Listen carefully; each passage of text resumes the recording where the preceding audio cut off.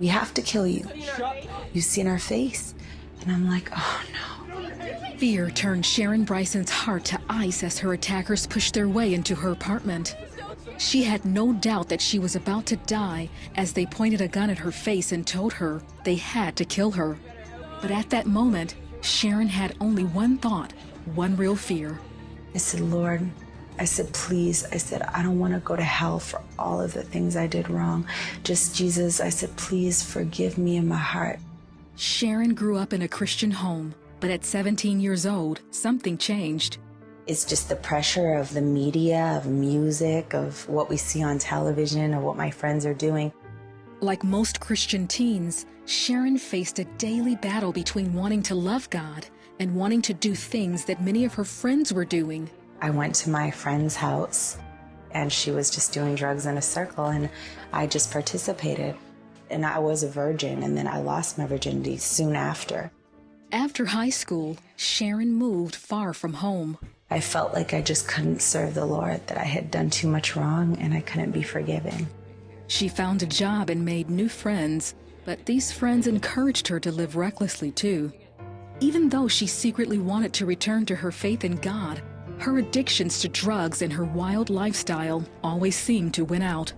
I was like, Lord, in my heart, I said, I don't know how I'm going to do it because I'm so convicted and I'm so addicted to this sinful way of living. I don't know how I'll ever leave and get out of this life. And I said, but Lord, you can help me. And I go and I'll try. I'm like, but I can't do it on my own. Nothing seemed to help until a fateful day of September 3rd, 1998. Sharon was getting ready for work when she heard a knock on her apartment door. Some drug friends asked if they could use her phone. I had a very strong voice in my head saying, no, don't let them use the phone, and a real bad feeling. So when they came in, right away they had pulled out a gun and put it in my mouth and forced me to get on my hands and knees. The couple demanded money. They took Sharon's bank card and her access code. When they finished robbing her, they decided to kill her. They're like, we are gonna kill you. We have to kill you. You see in our face? And I'm like, oh no. So they tie me up in that corner, and I just begin to repent of my sins and just ask Jesus to come in my heart. And I said, Lord, I said, please, I said, I don't want to go to hell for all of the things I did wrong.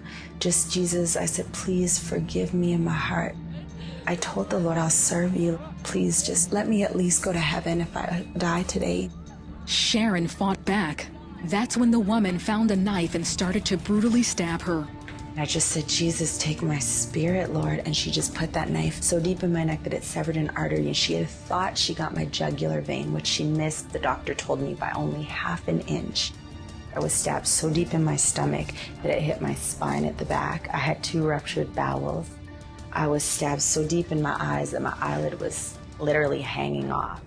After the couple had gone, Sharon regained consciousness and pulled herself to her front door. A neighbor found her and called 911. She was rushed to the hospital where she spent the next 8 hours in trauma surgery. They put about 27 staples in my stomach to staple me back together. And then they sewed my neck back together because I had a severed artery, and I had these stitches in my neck that were like the kind that you can never take out. And then they quickly stitched up my face and my broken nose as best they could, and I had a severed tear duct in my eye. Sharon sustained 30 stab wounds, but miraculously, she had survived. Doctors were amazed. The doctors would come every day and be like, I can't believe she is healing so quickly. You should have really died, you're really, really lucky.